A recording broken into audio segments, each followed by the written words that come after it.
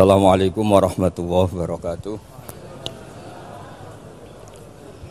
Bismillahirrahmanirrahim. Wa sholli wa sallim wa barik ala sayyidina Maulana Muhammadin wa ala alihi wa sahbihi asma'in, amma ba'du. Kenapa banyak kiai yang ceria? Karena tadi satu-satunya cara kita menandingi hegemoni maksiat adalah pembawa taat itu ceria. Karena orang itu mesti mencari kebahagiaan. Sebab itu para nabi itu mengajarkan agama ini dengan cara yang bahagia. Misalnya mangqala la ilaha illallah dakhalal jannah. Nabi tidak ngendikan gini, mangqala la ilaha illallah terus salatnya benar, puasanya benar, belajarnya benar, jadi kiainya benar. Wah, itu kalau itu panjang sekali, banyak yang enggak masuk surga. Sementara kubu yang lain kampanye sudah tenang bersama bapaknya di surga. Lah kita kampanyenya kon salat ra mesti ditampa. Puasa ora mesti ditampa. Wis repot, syaratnya ditampa ikhlas wangel. Kowe ora bakal iso. Berarti maknane kan ora bakal mlebu swarga. Akhire wong kan mikir, wis salat tetep ra swarga, puasa tetep ra swarga. Mendingan ra salat. Jadi kita ini kan bersaing sama kampanye aku sebelah gitu. Makanya saya milih manhaj pokoknya Islam apik. Tapi bukan berarti saya menyepelekan aturan-aturan dalam salat, karena yang kampanye itu sudah banyak. Biasanya kiai-kiai sing kereng kampanye tentang sing kereng-kereng nih. Itu saya manfaatkan, ya sudah, itu bagian jenengan. Jadi orang itu harus mikir. Agama Kristen itu diterima di Eropa di mana-mana. Di antara sebabnya adalah karena orang dijamin masuk surga. Orang mau kayak apa faseknya tetap kalau mati bersama. Kita enggak. Sudah kiai, sudah mulang terus masih didoain. Semoga amal baiknya diterima, amal buruknya masih ngebar apa? Sehingga Rasulullah, kalau kita meyakini syafaatu Rasulullah SAW, itu cara berpikir harus kita balik. Misalnya begini, wong Islam nakale ngono, penggaweane maksiat kok disyafaati Kanjeng Nabi kurang penggawean. Caranya berpikir jangan gitu. Kalau gitu kayak mari mangkal, wong nakale ngono kok untuk syafaati Kanjeng. Tapi cara berpikir gini, syafaatu Rasulullah itu wasi'ah, luas sekali. Syafaatu Rasulullah ghairu munhasirah, tidak terbatas. Syafaatu Rasulillah itu lebih sakti ketimbang dosanya umatnya. Semua ulama dulu kalau nyifati Allah juga gitu. Allahumma misalnya, maghfiratuka awsa'u min dzunubina. Ya, yang misalnya yang pakai mutakalim ya, Allahumma maghfiratuka awsa'u min dzunubi wa rahmatuka arja inti min amali. Jadi jangan kitanya dulu. Kalau kitanya dulu kan nyifati kita dosa banyak. Itu sama ndak usah ngaku, sudah tahu semua. Tapi nyifati pertamanya apa? Allahumma maghfiratuka awsa'u min dzunubi wa rahmatuka arja inti min. Sehingga dari nyifati maghfiratullah yang wasi'ah, yang tidak terbatas, kemudian kita sah mengatakan bahwa ahlul maksiat pun mungkin atau berhak dapat ampunan. Sama. Syafa'atu Rasulillah itu ghairu munhasirah. Syafa'atu Rasulillah itu wasi'ah. Sehingga sahlah riwayat syafa'ati li ahlil kabair min ummah. Itu bukan menyangkut melegalkan kabiroh, bukan menyangkut mengesahkan orang Islam dosa besar, karena nanti dapat syafaatnya Rasul. Cara berpikir jangan gitu. Nanti kamu mentasjek, memberanikan orang melakukan maksiat berdasar iktimat syafa'ati Rasulillah. Itu jangan gitu, cara berpikir dibalik apa? Syafa'atu Rasulullah awsa'u wa awsa'u. Sangat sehingga saking luasnya sampai yang tukang maksiat saja kebagian. Sama rahmatnya Allah Ta'ala itu wasi'ah, rizkinya Allah ya wasi', sampai wong nganggur ya iso mangan. Nah begitu juga rahmatnya Allah Ta'ala itu wasi'ah, sampai wong sing sumpek utangnya akeh ya iso guyu.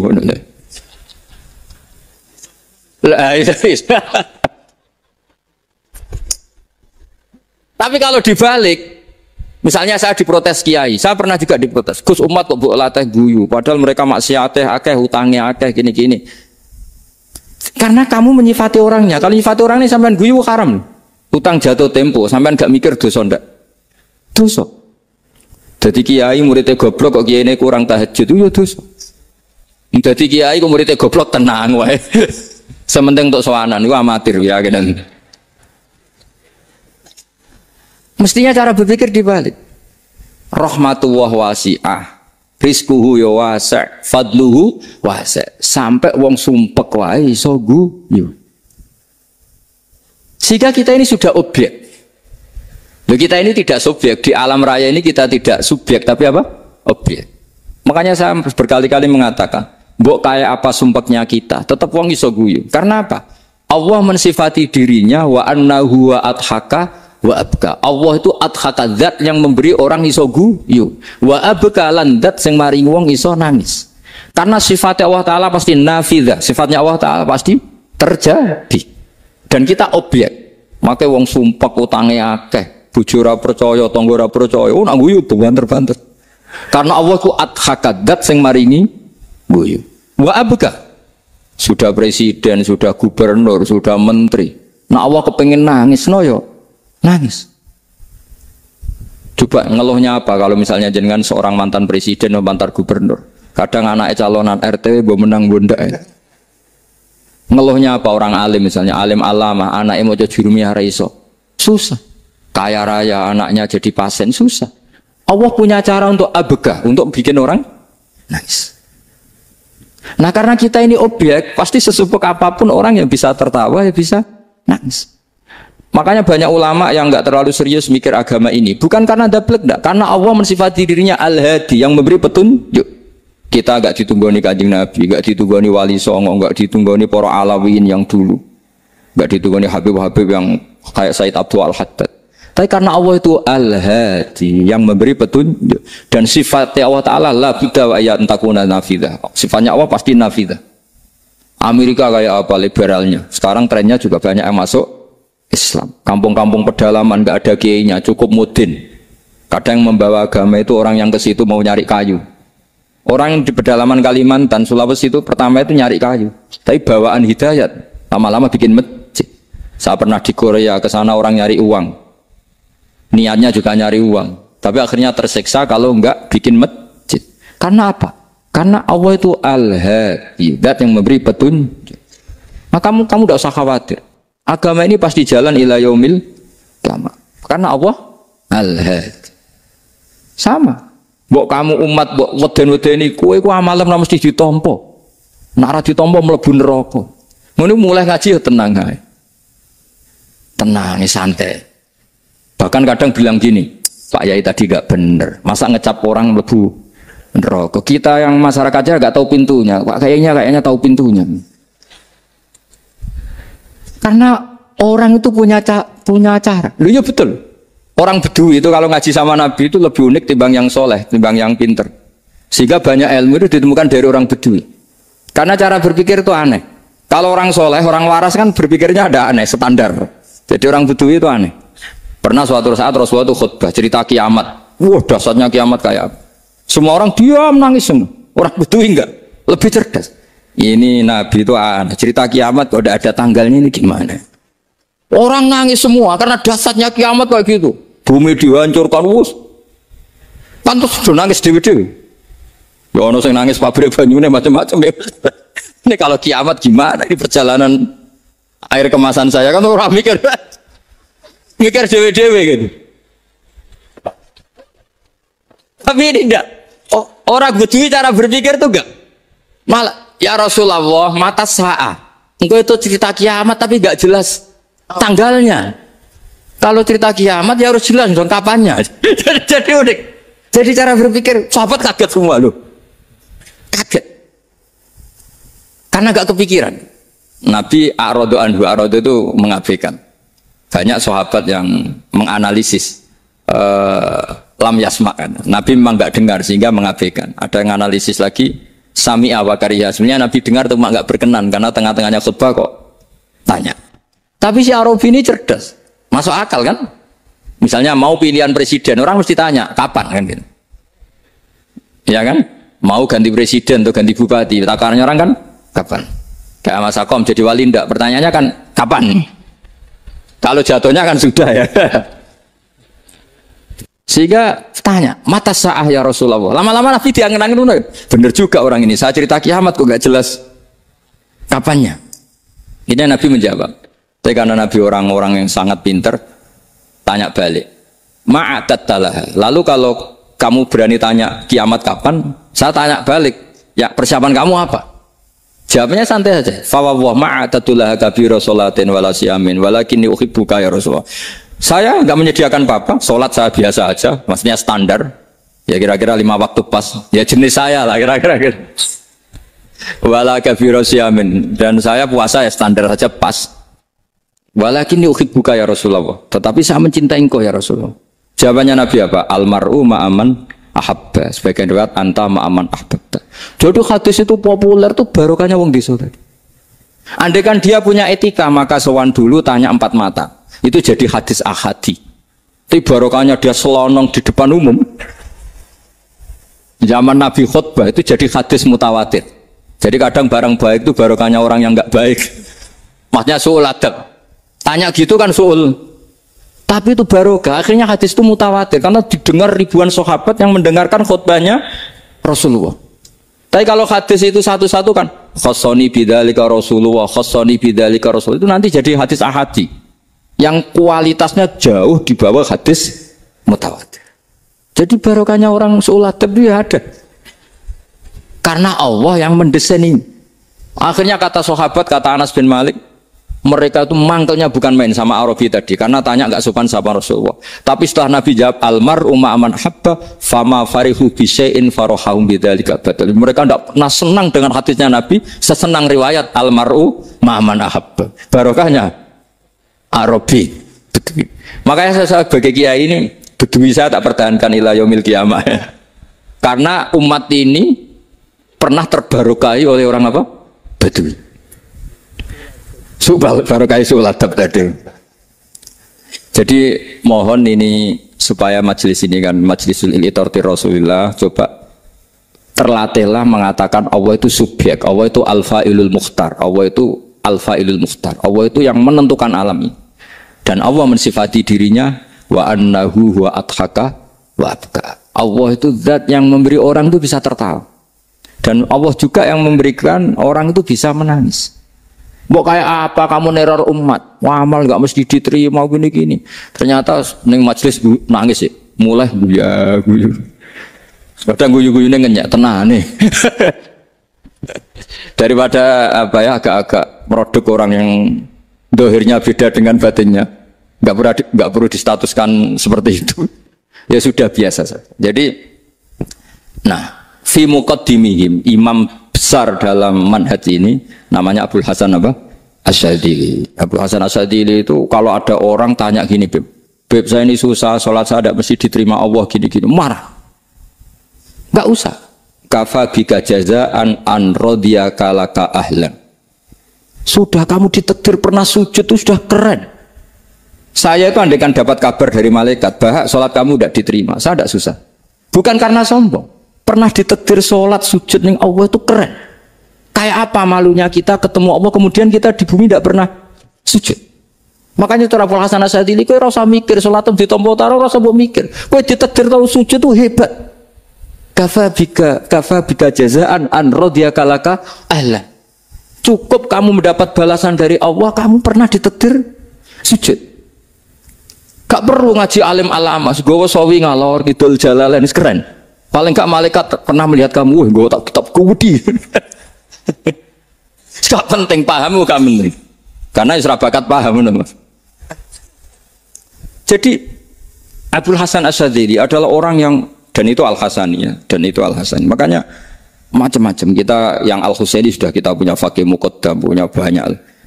Di Al-Hasani yang paling populer diantaranya adalah Abul Hasan Asyadzili. Beliau itu kalau ngendikan sesuatu itu positif terus. Termasuk itu ketika ada orang resah sholat saya diterima ndak, kata beliau, wes kowe sing support nak, ditakdir tahu sujud. Saya itu sebetulnya kadang-kadang miris, wes sholatku tompo ta ora, tapi saya sangat sadili. Sangat-sangat sadili. Saya enggak pernah berdoa ya Allah, ibadah kami jenengan terima ndak, karena takut kalau doa gitu keterusan itu terus ditompo ora ya. Akhirnya keterusan gitu. Akhirnya ngenes. Masa orang pernah sujud ngenes? Lama-lama gini setan masuk, apa artinya saya sujud ternyata gak diterima. Lu wong kawula kok iskal tentang pernah sujud. Itu kan ibarat gini, kamu ngasih uang sama orang tua kamu, misalnya Habib Soleh ngasih uang Habib Ali, terus apa artinya tak kasih, kemudian beliau tidak terima kasih, itu kan lucu. Terima kasih tidak terima kasih, seorang anak ngasih orang tua itu keren. Makanya saya bangga dengan Habib Soleh ketika beliau mengumrohkan Habib Ali, sudah mendaftarkan haji Habib Ali. Gak usah mikir diterima apa enggak. Wes keren, itu sudah perilaku yang keren, yang hebat. Makanya saya sering pada orang mau cerai tanya saya, Gus saya ini cerai gak, istri saya kurang ajar gini. Gak usah. Wah bojo kula judes. Uang di bojo iku wis keren, paling gak kowe ra darani jomblo.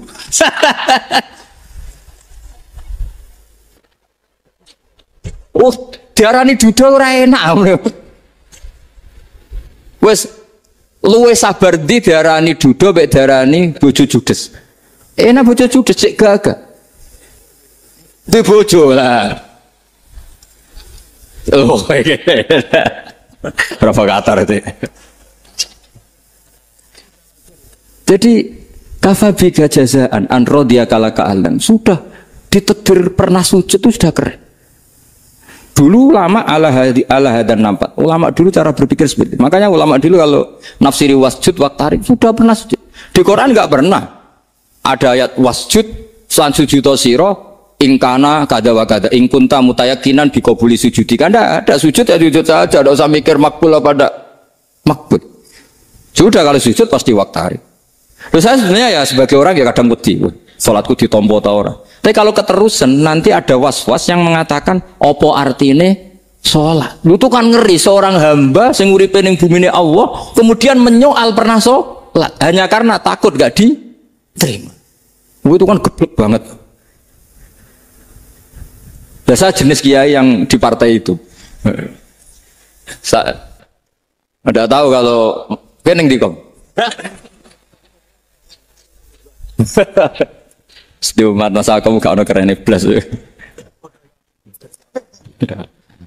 Jadi, nah nanti kalau misalnya ada manhajnya Habib Soleh yang tidak seperti itu tidak apa-apa. Mungkin supaya orang nggak takabur, nggak fakhr. Sehingga makanya mulai dulu lama itu ya partainya kalau nggak rojak ya hauf. Nah saya ini yang jelas terang-terangan ikut partai rojak saja, Pak. Partai rojak. Karena banyak yang sudah di partai hauf. Tapi saya rojak yang bil ilmi tadi. Makanya Sayyidina Umar radhiyallahu anhu itu yang namanya sama sujud. Saya itu punya kitab. Habib Soleh pernah tak tunjukin tulisan tangan saya. Muji-muji sujud.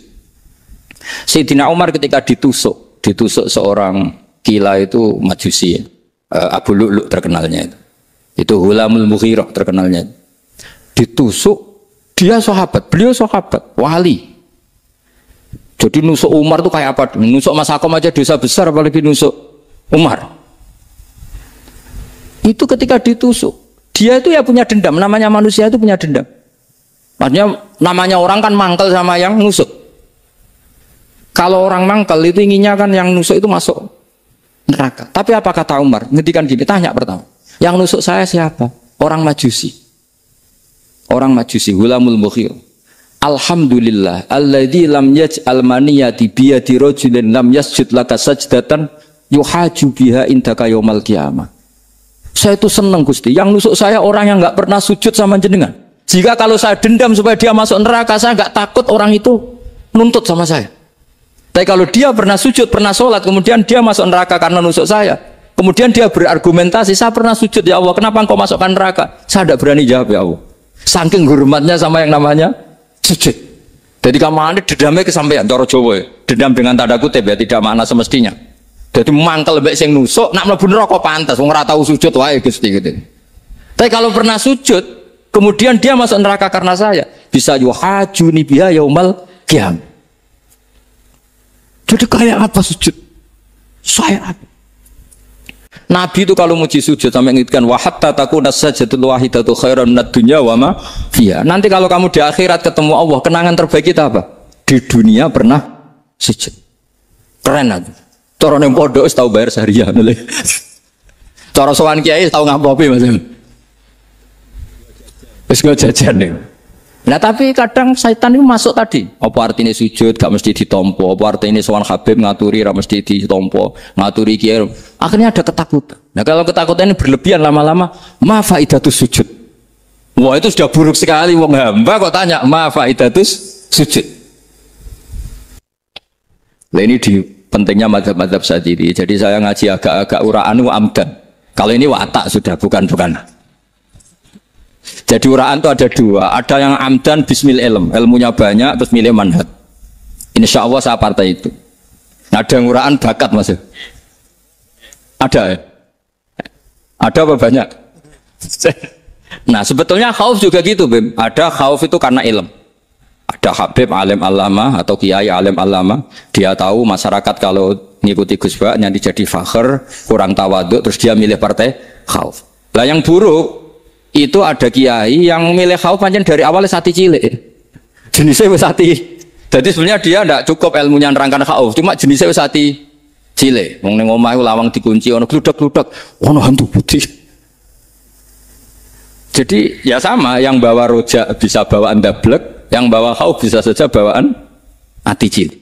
Nah kita ingin yang bawa rojak ya bismil ilm, yang bawa khauf juga bismil ilm. Ya ono teh Mas wong sing ati gede, pegawene dua blek, tapi enggak bawaan rojak, bawaan dablek. Ada yang hati cilik tapi bawaan khauf. Jadi mengatakan khauf tapi sebetulnya bawaan hati cilik.